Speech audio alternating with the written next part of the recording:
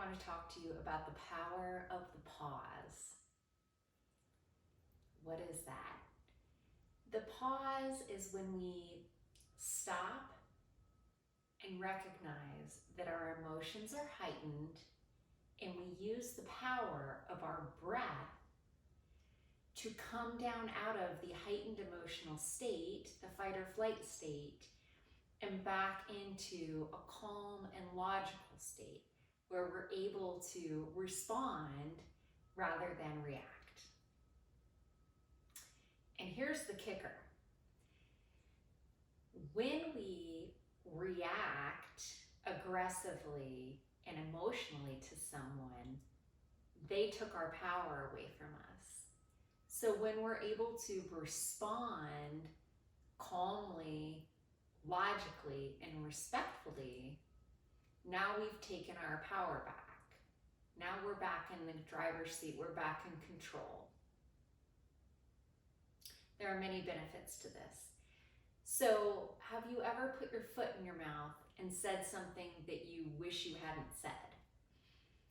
Have you ever reacted really harshly to someone and said something that was maybe a little too colorful, or just you're not proud of yourself? Have you ever said something insulting to someone in a knee-jerk reaction? All right, here's the thing. I think we're all guilty of this on some level. At some point in life, we've all made this mistake. But it can be prevented by practicing the pause. So the pause is when we just say, hang on. Someone says something and we go,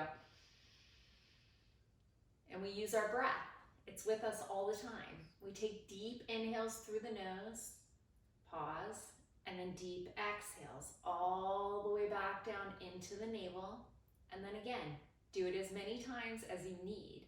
If you need to walk away from this person who has upset you, maybe go into a bathroom, do your deep breathing.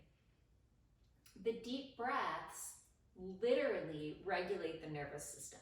It brings us back down. If you notice when you are triggered, when you're in a state of anxiety or hyperarousal, your heart will be thumping fast, your blood is flowing through your body, and that's a protective state. That's so that if you were running from a bear, for example, you could run really fast and escape.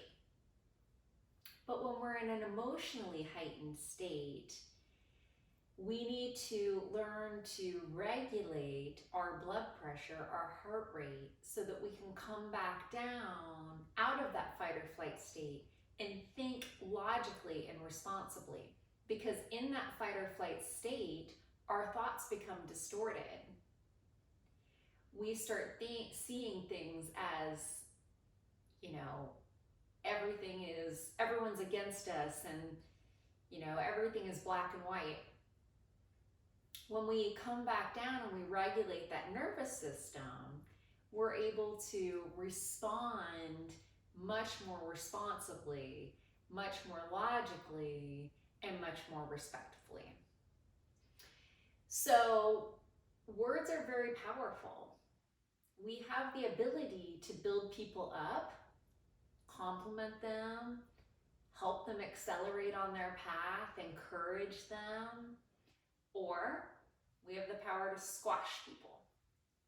We don't want to do that. There's really no enjoyment in that.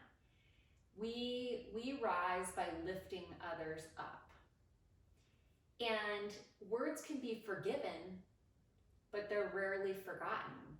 They leave a scar in our soul, and they're very powerful. So keep that in mind and really work hard. It takes a lot of practice to respond rather than reacting.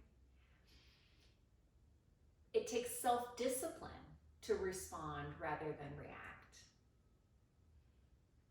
But when you put these tools into practice, people will respect you so much more.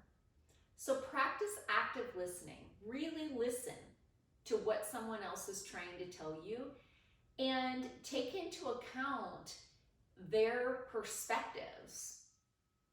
They might have something there to teach you. There might be a message that you need to hear. I know this has proved true for myself.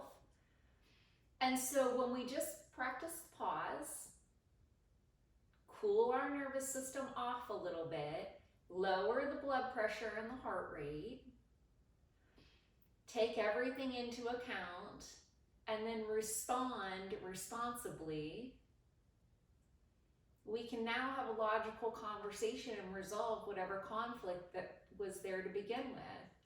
So this applies in the workplace, in relationships, in families, and in friendships, really every aspect of life. And it's a very helpful tool. So that's my tip for the day. I hope you've enjoyed it. I hope you find it useful. Comment, let me know. Thank you to those who have subscribed. And if you haven't yet, just hit that little button and join. In case no one has told you yet today, you are amazing.